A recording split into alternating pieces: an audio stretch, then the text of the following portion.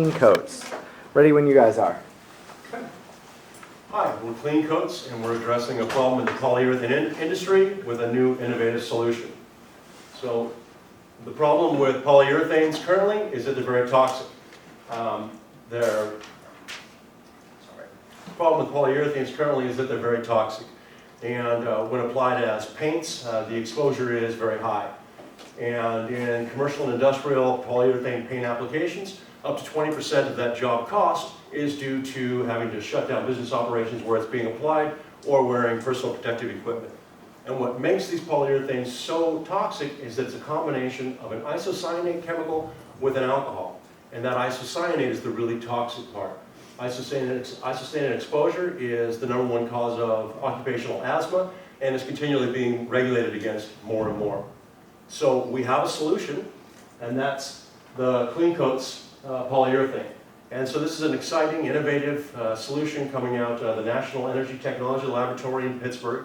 It's an entirely new process to make a different kind of polyurethane, and it contains no isocyanate chemistry whatsoever. It's created by combining a thiol, a carbonate, and an amine to make this very usable polyurethane. And so, in addition to not having this isocyanate, which makes it a very exciting chemical for the industry, a really exciting part of this is this carbonate here in the center, and that's created using CO2 gas, which can be recaptured and recycled from the atmosphere, making it a very environmentally friendly product, and this has gained a lot of enthusiasm from industry experts. There are competing products, companies that are claiming to have isocyanate-free polyurethane products, and this is a lie. We have testimonials from several industry experts saying that what they've done is they've just tweaked the chemistry slightly to be able to subvert the regulations, but they do in fact have isocyanate chemistry in their polyurethanes and are still toxic. And so we'll be the only isocyanate-free polyurethane out there. And so we're cost competitive, we're environmentally friendly, and we're a safe polyurethane alternative. And how we're price competitive is the market we're going into. The highest margin industry for polyurethanes is going to be the coating segment. And all the other segments, you're looking at a 20-cent per pound of our competing product we're going to be going against. And we're looking at a cost of $5 per pound. So the only industry that actually makes sense for us to enter would be the coatings market. And that is why we address this market first, because it's got the highest margins for us to capture, and it's also, if you look around you, nothing you see is not coated with something other than organic objects. So we figured there's going to be a high demand for this industry in the future. So what we first looked at is the coatings industry in general. And if you look at this, the paint industry is segmented out, and the 25% of the paint industry itself is going to be industrial coatings. These are all the high-tech special coatings that you need and are actually applied in places where you'd have to wear the special equipment and safety equipment. So we feel that this is an easily addressed market and we'll be able to get in there really easily. But what we're actually going to try to address is the sustainable buildings products market. This market is growing at an exponential rate. It's growing much faster than coatings in general.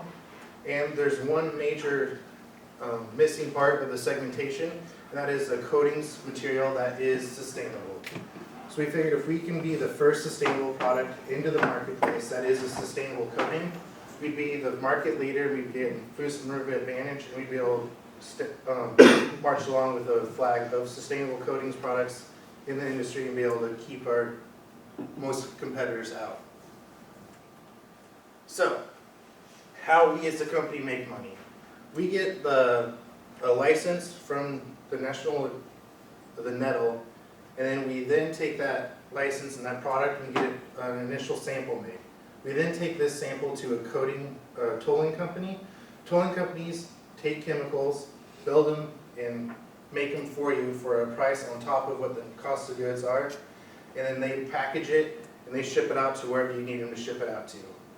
So what we do is we purchase these cost of goods and then we sell them to a wholesaler distributor at a 30% profit margin, and we market ourselves out that way.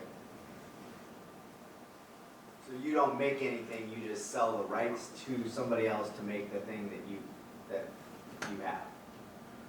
We get it made for us and then we sell it to a distributor. Okay. So we don't actually do the manufacturing ourselves because it's a highly specialized industry, and there's very few people that are actually capable of doing the tolling. And it's very difficult to actually stay up in that industry because So they're all. you're just doing it though? Yes. That's good enough. So, on how we're gonna get our funding primarily is through grants. So first off, there's 3 different types of grants we could get as a sustainable building products company in this state. What we really want though is an SBIR grant because this is a federal grant and we don't have any obligations to pay any money back, and there's also options for follow-on rounds, which is what's most ideal for us because in the future, we're gonna wanna go truly green and not have any petroleum-based products at all used in our thing. But the next best would be Oregon's Best. They have convertible notes that you actually have to pay back over time, but there's forgiveness for companies that stay in the state of Oregon, which is beneficial for us because because we do want to stay here, and that's why we decided with this product to begin with, because we want something with a local feel and we can stay here locally. So that's the next best option for us. Onami would be still a good option, but they just take a straight equity percentage of your company to begin with, and then they give you money for that equity stake. So what we'd have to do next is our marketing plan. Our true benefit to this industry would be how we market our products. In this industry, they have 12 trade shows per year, and so that's where we have to be and to generate demand for our product. So we'd be able to go to all 12 of these per year, and we'd also have to get into the trade magazines to also drive demand that way. We need to get more people, especially the distribution end, that want our product so we can get national exposure versus regional. So if you could go back, if I could ask about the grant, so what would you get a grant to do? What is the grant gonna pay for that you need to have happen? What So research? our licensing from NETL is $5,000, and it costs about You can't use the $5,000. grant money for- What's that? You can't use grant money for that, so what else? Okay, so then we need our initial sample made, and we need to get the tolling manufacturer rolling, and so we would need to buy our initial inputs. Okay. Yeah, I think you still are gonna need some other money for operations and marketing. You're definitely right. Well, so operations, the tolling company, for $4 a gallon, they handle everything from the inputs being delivered to them shipping out in containers. But we do need more money. And the research is actually going to go into going towards the sustainable product to begin with, the green product. We're going to be working this whole entire time to be soy-based or vegetable-based in the petroleum end, and that's going to be actually releasing that product is one of our final phases of our plan. So, as soon as we get the secondary funds from the grant, we're going to hopefully reach out to multiple different tolling companies. These tolling companies are all regionally based, and these are the $50 million size companies that take your product and help you distribute it and build it and distribute it out there. We'd also need to get other wholesalers throughout the nation because we want national exposure and national sales to begin almost immediately. So tolling companies manufacture like an OEM and they also distribute? No, we need to get it to distributors. Then it comes to you and then you distribute it to distribution. Our plan is to be as lean as possible, so we're not gonna go to the tolling company until we actually have an order for the product to go to the distributor. And we need to minimize, and by having multiple tolling companies at this point in time, we minimize lead times we have to have. And we'll be able to get out there in the marketplace much faster for our customers so they can get the product to where it needs to go.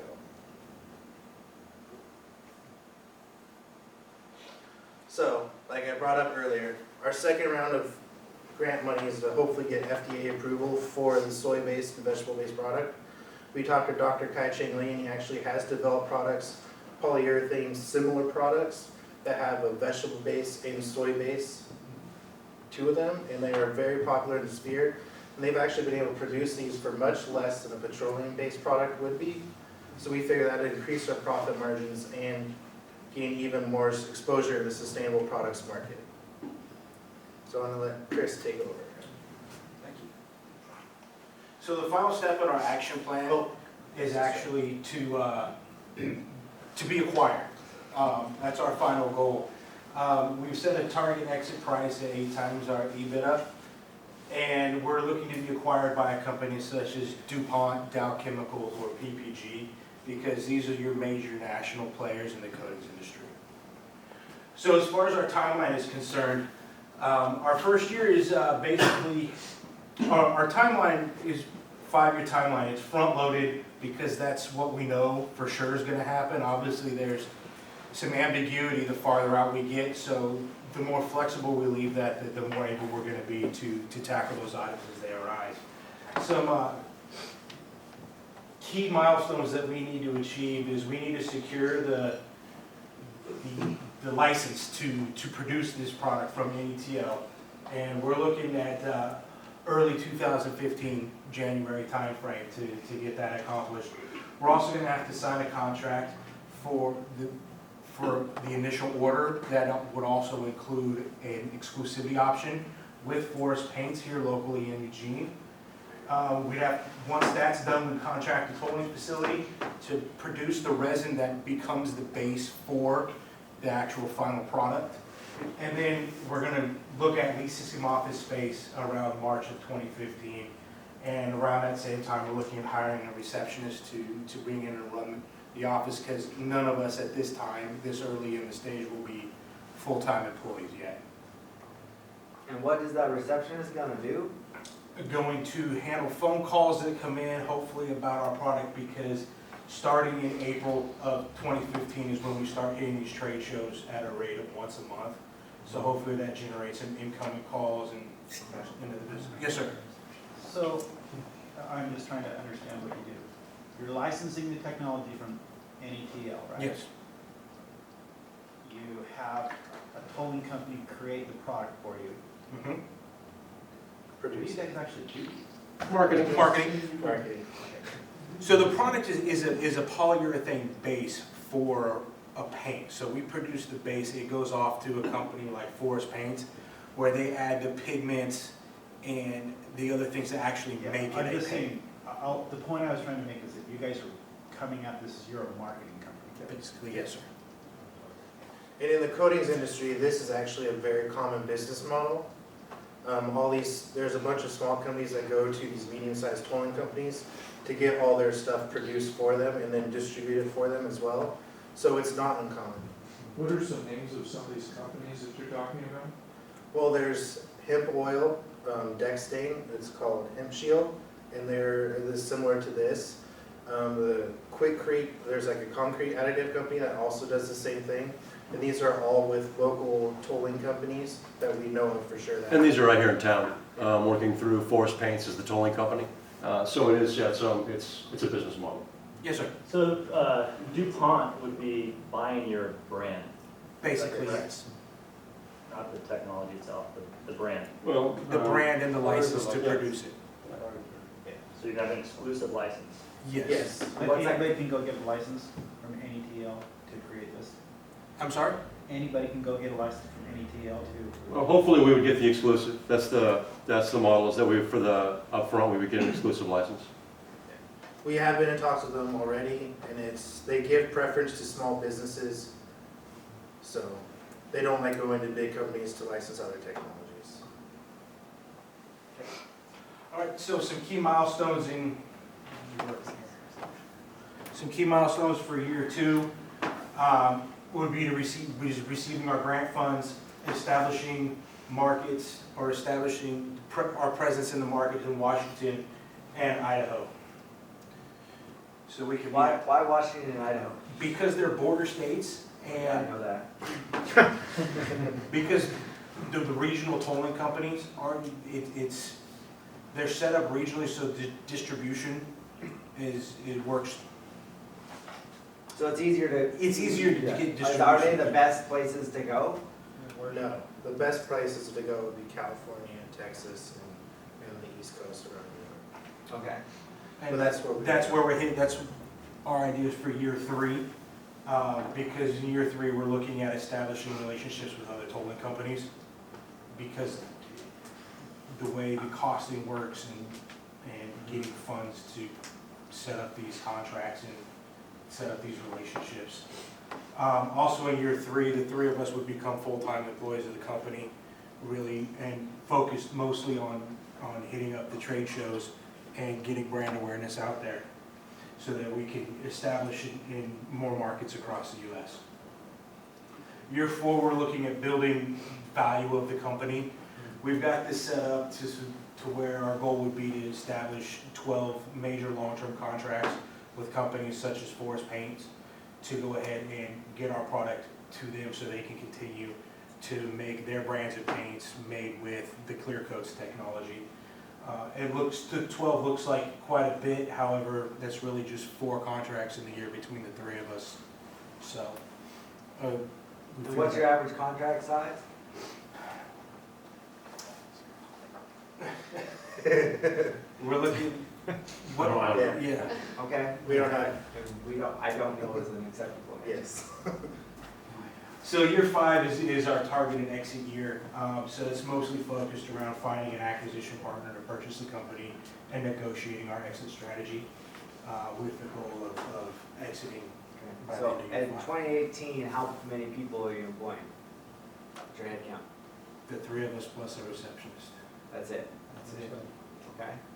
Yeah, we're doing the road show. You're doing the road show. Yes. But you're not gonna be full-time employees? No, we become full-time at the beginning of year 3. So for 3 years of it, we're fully dedicated to the company. I have a question. Yes, sir. I've noticed this on all the presentations, maybe just part of the way that you're doing it now, that I've never started a company thinking I was going to exit. Yeah, I didn't It want to. seems like everybody is talking about their exit before they've ever even made their first dollar, and that feels a little unrealistic to me. It's part of the class, like we wanna. Oh, okay, sorry. I'm glad you said it. Part of the class. As you can see, the phase 5, which I totally didn't want to really talk about, was the exit strategy, because you're still Not looking to a whole lot expand and there. build out Yeah. at that point in time. You're not looking to really.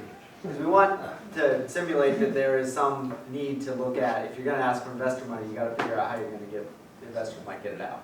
So, it's part of the class. Okay, all right. So, I agree with that, but it's part of the class. So looking at our cost drivers, the cost of inputs, we're looking at about $5 per pound, $40 per gallon of product. So that is our main cost driver. Pushing that is the cost of the amines, which is about $4 a pound.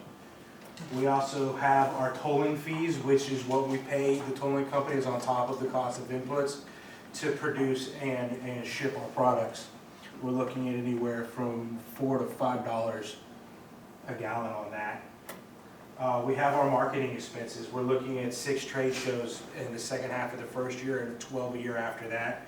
We're averaging, we estimate about $12,000 in expenses per trade show. And we also have liability insurance. Given the new technology, it's not, time tested in the market, so we're not sure what the long-term effects are going to be. So we definitely want to be able to cover ourselves and our investors. As far as risk management is concerned, there is a risk that we don't get an exclusivity option with Forest Paint. In that case, there are other local. Forest paint or nettle? Forest Paint. We are looking at part of our agreement with Forest Paint would offer them a 6-month exclusivity agreement in turn for some upfront funding. Got it, okay. So if they choose to forego the exclusivity agreement with minimum purchase requirements, we would have to go to another company, another coatings manufacturer. So wait a minute, you just snuck something there. So you're kind of counting on some of your suppliers to help fund you? Yes. Yeah. Because that's actually huge. I mean, instead of like sneaking that in, that should be, Yeah. like, that should be, instead of saying we're just gonna get money from grants, that you're going Yeah. to, you've Yeah. got the potential to get money from your suppliers. customer. Right. There's a chance that sales don't meet what we forecast the sales to be. Well, I don't even know what you forecast the sales to be at. That's, Is it coming? it's in the appendix, we have it. Yeah, we have our finances in the appendix. But This is why we're not taking on full-time salaries from the company until the beginning of year 3. We're trying to run as lean as possible and, you know, conserve as much capital as we can.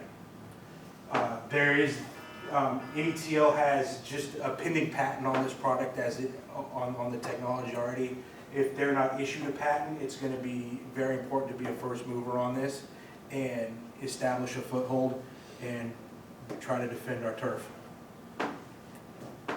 New non-amine based technology could come out, however, it's highly unlikely due to the expenses of the research and development in this industry. So most likely it would come from another laboratory such as NETL, in which case hopefully we have an established brand out there that they want to throw that technology at in order to gain some higher returns for the licensing agreement. We have some dependency on the tolling company. In the beginning they do have most of the bargaining power. However, by dispersing our production through several different tolling companies, we will reduce their bargaining power. And then there's the risk of an inability to secure additional funding, which is again why we're trying to just run as lean as possible. And then we don't know what the market for this is going to be yet. There is no existing market, so we do have to get out there and raise awareness.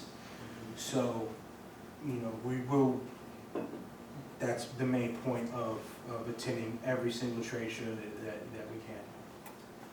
We have our executive team, which is the 3 of us, as well as we've talked to Steve Neisweider, who's agreed to be the chairman of our board. He is the director of research and development at Force Paints, as well as Dr. Bruce Broline, who has over 40 years of experience in the resins industry. And with that, we'll go ahead and open it up to questions. Okay, so before everybody asks any questions, No questions. we need to preface this with one of the reasons why this business plan is so underdeveloped is we started this with a real technology, and so we worked through the summer with the technology entrepreneurship program, and then spent the last 8 weeks meeting with scientists trying to figure out if this technology worked. And so that's really where we've been at. And then it was just 2 weeks ago that we found out that this technology doesn't work, and so we built a business plan around this really fictionally. The technology doesn't work, and so that's really where we're at with this, and that's really where we spend all of our time is running this down, getting top molecule vendors in the country to get back to us on this thing, and that's where our energy is really been spent. So. And I vouch for that. They did spend a lot of time asking questions. it didn't work? No, it doesn't. No, it's not working. Yeah, actually it melts. It melts if you put water on it. Yeah. Well, there's the two major factors of it not working.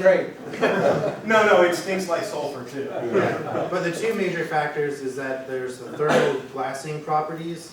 So if it's between the temperature of -1 degree Celsius to 15 degrees Celsius, it'll actually hold together and be able to be useful. But anywhere outside of that temperature, you're looking at just either something that's going to shatter or something that's just going to fall off your wall. It's going to slowly slide down the wall. But this got really exciting for a while. We thought there was a real business opportunity here. People like Bruce Broline, that have got 40 years in this industry, or Steve, that's been running a research and development lab for the last 30 years. They came back to us really strong with, hey, this is revolutionary. You might really have something here. And so that got bumped up the chain to some top experts, and it took a while to get that information back. But it looked really exciting for a while. So didn't you start as CO2 blue? Yeah, this is the same thing. It's just once we established that the cost of goods was around, or the amine base was about $4 a pound. That bumped us up into where it was just the coatings, and so we just kind of rebranded it as clean coats, where the polyurethane base, you can make all sorts of products, and one of those things is a paint resin. So what about the entire greenhouse gas sequestration issue? Did you ever? So it would still contain about 20% by weight of CO2 gas. So a gallon of paint is probably about 40 pounds. So 20% of that would still contain CO2. And so it's a neat marketing angle, but right now CO2 sequestration will pay you about $50 a metric ton. So it's not really an economic driver. But again, a lot of people in the industry were really excited about that. Just down the road, as CO2 sequestration becomes bigger, having a piece of that was really interesting to people. there is a real demand for a product that would do this. The problem is that they've been working on it for 30 years, and like the competitor, they started in Israel over 30 years ago. They don't even have technically a true green product, so the demand's still out there. It's just really difficult to do because, That's what they're supposed to do. yeah. I do have one question, had it worked. Why would that laboratory have given you guys an exclusive license to bring this to market? Well, so they approached us in TEP, and I've stayed in contact with them every step of the way. We've done what they couldn't. You know, we got out there and really made contact with the top people in the country. Just as recent as 6 weeks ago, you know, they were waiting for our application on this thing. They give preference to MBAs doing this kind of thing. We built the right team. Steve Nicewinder and Bruce Broline were the experts we needed. So we probably could have done this thing. Whether we would have gotten an exclusive right, questionable. But we were definitely in the running to get a license. Other questions or comments? We do have fictional financials.